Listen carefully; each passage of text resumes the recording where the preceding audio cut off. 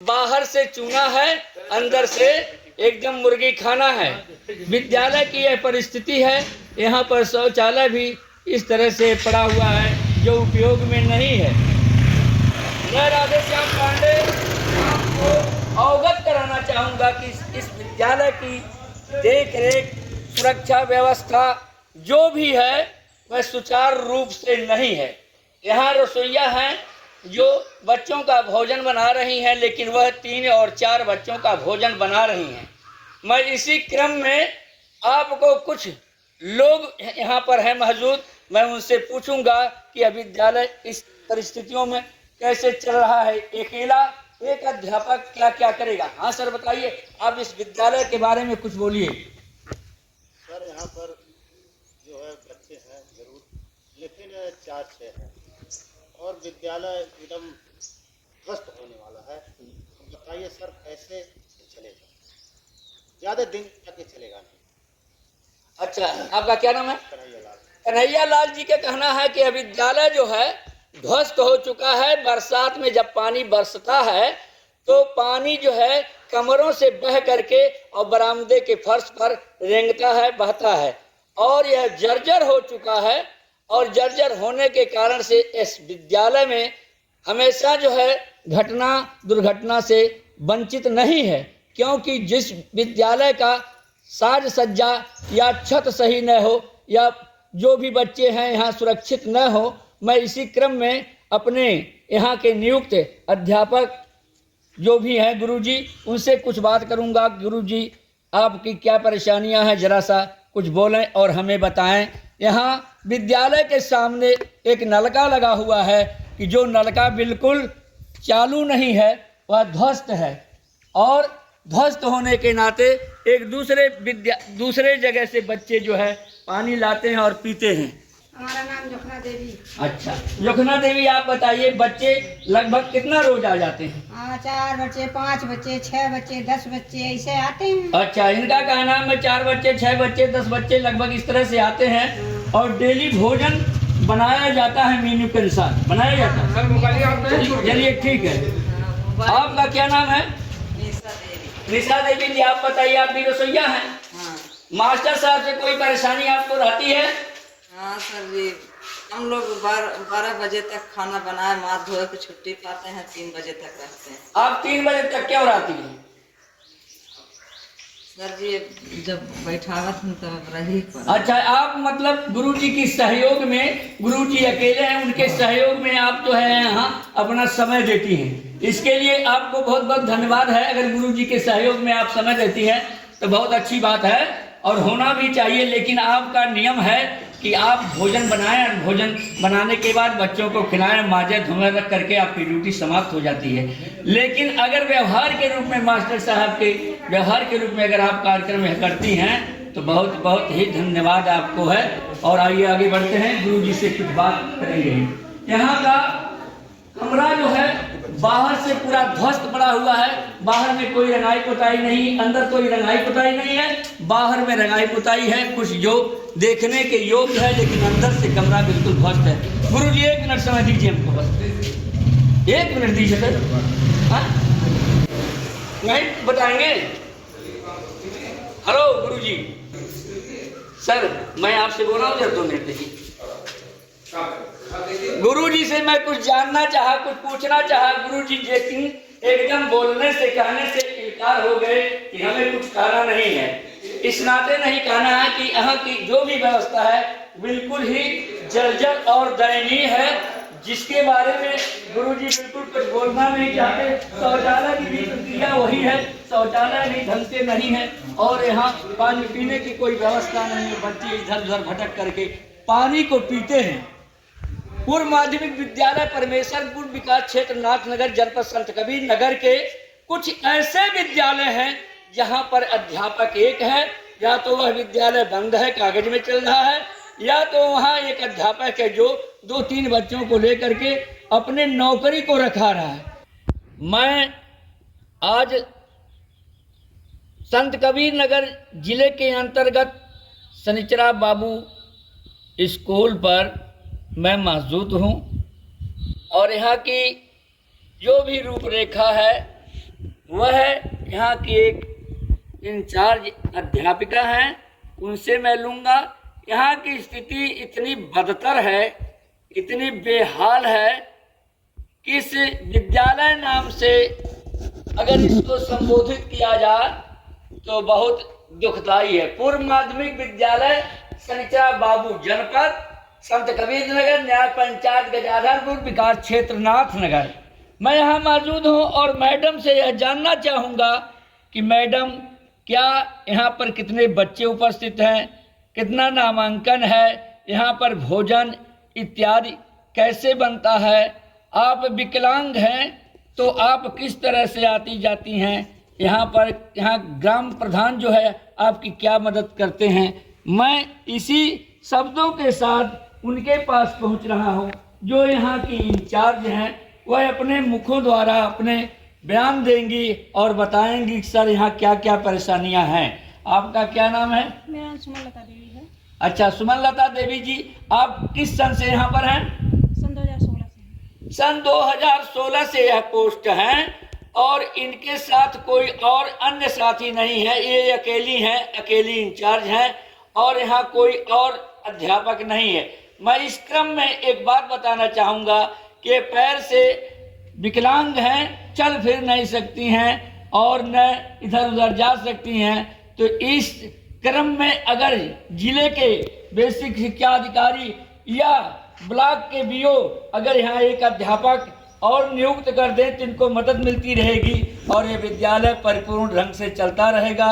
अभी मैं इनसे पूछूंगा कि आप कब कब कैसे कैसे क्या करती हैं? बाइक से मेरे पिताजी लेके आते हैं सुबह। खींच के बोलिए। सुबह मेरे पिताजी मेरे बाइक से लेके आते हैं और मतलब यहाँ से 6 किलोमीटर मेरा घर है और मैं अकेले अध्यापिका हूँ, इसलिए मुझे चार्ज लेने में थोड़ी परेशानी है। कोई और अध्यापक की व्यवस्था यहाँ हो जाए तो बढ़िया रहेगा। इनका कहना है कि मैं यहाँ अकेली अध्यापिका हूँ, चार्ज लेने में अभी आप चार्ज पर नहीं है क्या? मैं हूँ तो चार्ज आप पर हैं तो आपको पूर्ण अधिकार है इसकी देख रेख, सुरक्षा, व्यवस्था, हर चीज करना। आप कह रहे हैं मैं चार्ज यहाँ नहीं ली हूँ, आप क्या कहेंगी? मैं चार्ज ली हूँ, लेकिन मुझे एक अध्यापक की व्यवस्था चाहिए जो चार्ज का काम और का काम कर। हाँ तो ही बताइए ना। इनका कहना है कि मुझे अगर एक सहायक और अध्यापक मिल जाता मेरी मदद करने वाला तो मैं जो भी काम मीटिंग से लेकर के या दफ्तर से लेकर के ऑफिस तक जो काम रहता हुआ है मेरा देख रेख करता और यहाँ मेरा सहयोग करता। इस क्रम में आपका क्या नाम? सुमन लता देवी। सुमन लता देवी जी का कहना है कि मैं अकेली विकलांग होकर के कहाँ जा सकती हूँ, कैसे देख सकती हूँ, क्या कर सकती हूँ? मुझे केवल बैठ करके कुर्सी पर बच्चों को पढ़ाना लिखाना यही मैं कर पाती हूँ। तो सहयोगी अगर मिल जाता तो मेरा कुछ काम बदलाव के रूप में हो जाता। आप यह बताइए, यहाँ के प्रधान आपका कोई सहयोग करते हैं? बोलिए, डरने की बात नहीं, बोलिए। अरे आप एक अध्यापिका होकर के घूमती बैठी हुई, बताइए ना कि यहाँ के प्रधानाध्यापक आपकी मदद करते हैं नहीं?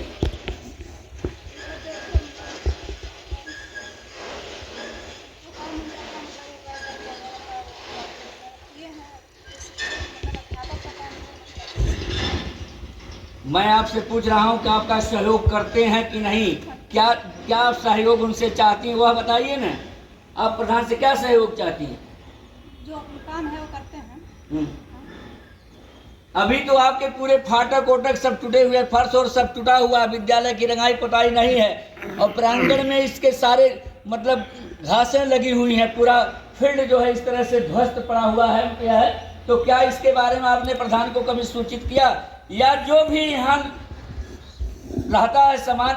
हमने भी किया था ग्राम प्रधान ने। आप क्या किए थे? हमने पुलिस चौकी पे दिया था सूचना। पुलिस चौकी वाले आपसे कुछ कहे सुने, कोई कार्रवाई किए? हाँ, वो लोग आए थे, जो है कार्रवाई तो नहीं जाता। वो लोग कहे हमको नामजद अगर मिल जाए तो हम कर सकते हैं, ऐसे हम नहीं जान पा रहे हैं कौन। मतलब वो लोग थोड़ा दौड़ धूप कर रहे थे, उस बीच देखभाल कर रहे थे, लेकिन अब रात में पता नहीं कौन आता है और ले जाता है। अच्छा, इनके स्कूल में मैंने देखा कि शराब, इनका स्कूल जो है प्रधाना कच्छ में मैंने जब देखा तो वहाँ पता चला क्या कि वहाँ शराब की बोतलें पड़ी हुई हैं, एक दो नहीं कई पड़ी हुई हैं। इसका मतलब क्या हुआ कि इनका गेट भी बंद रहता है और पीने वाले गेट को नाक करके आते होंगे, इसमें विद्यालय में खोल करके शराब पीते हैं। इस तरह से तमाम बातें। अब मैडम आप चल नहीं सकती हो, ठीक है, लेकिन आप जो है यहाँ के जो भी बच्चे पढ़ाने वाले हैं, कितने बच्चे आपके पास हैं? 20 बच्चे। नामांकित बच्चे कितने हैं? 20 हैं। 20 से 21 नहीं हैं। प्रेजेंट इतनी समय कितने बच्चे हैं? अच्छा, विद्यालय में संख्या इनकी 20 है और 8 बच्चे इनके मौजूद हैं, और 8 बच्चे अभी पता नहीं कहाँ हैं, कैसे हैं, कहाँ गए हैं, खाने गए हैं, पीने गए हैं, क्या करने गए हैं।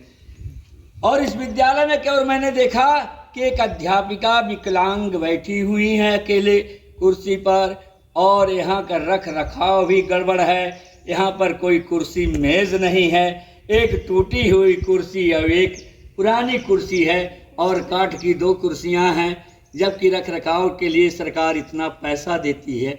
अभी कोई SDI से इस विद्यालय पर पहुँच जाए तो पता चलेगा उनके लिए बैठने के लिए कुर्सी ही नहीं है।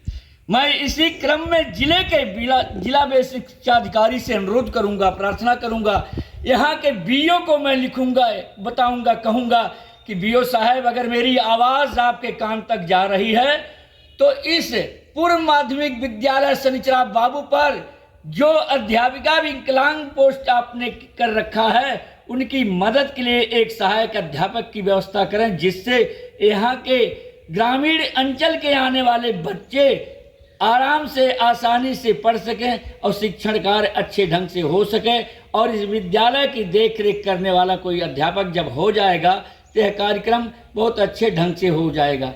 और यहाँ मैंने देखा एक कि सारे फर्श वगैरह ध्वस्त हैं, टूटे पड़े हुए हैं, फाटक टूटे पड़े हुए हैं, और यह निराश होकर के, जैसे आदमी अपनी ज़िंदगी से निराश हो जाए, उस तरह से निराश मौन होकर के एक विकलांग औरत बैठी हुई है, जिसका बाप जो है बैठ करके उसको गाड़ी पर ले जाते हैं और ले जाते हैं। एक महिला जो विकलांग हो विद्यालय में क्या कर सकती हैं, वह तो खुद मतलब मजबूर हैं। लेकिन अगर कोई सहायक अध्यापक यहाँ पोस्ट हो जाता या रहता तो शायद इनको बड़ी मदद मिलती और शिक्षण कार्य बहुत सुचारू रूप से चलता। यहाँ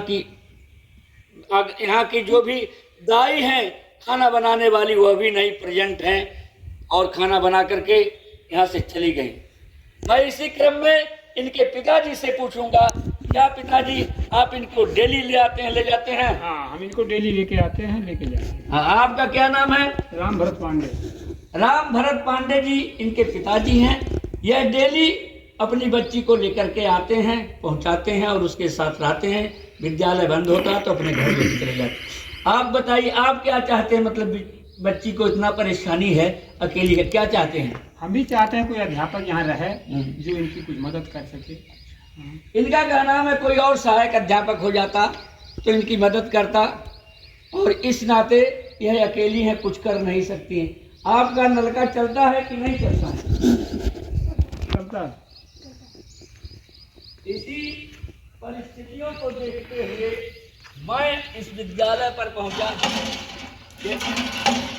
और यहाँ का शौचालय भी देखिए किस तरह से है। यहाँ देखिए, आई दिखाइए, एक पूर्व माध्यमिक विद्यालय का शौचालय है। देखिए यह शौचालय जिस तरह से पड़ा हुआ है, यहाँ के ब्लॉक के अधिकारी और BO क्यों इस चीज को कभी संज्ञान में नहीं लेते हैं, और बिना जाने समझे हम कुछ कहते नहीं, न किसी को सुनते। आज मैं जा रहा था, इधर से गुजर रहा था, मेरे निगाह पर यह विद्यालय आया। मैंने देखा यह विद्यालय तो बहुत बाउंड्री वाला है। देखें यहाँ पर कितने अध्यापक हैं और कितने रसोइया हैं, और यहाँ का कार्यक्रम किस तरह से चलता है, बच्चे यहाँ के कैसे हैं।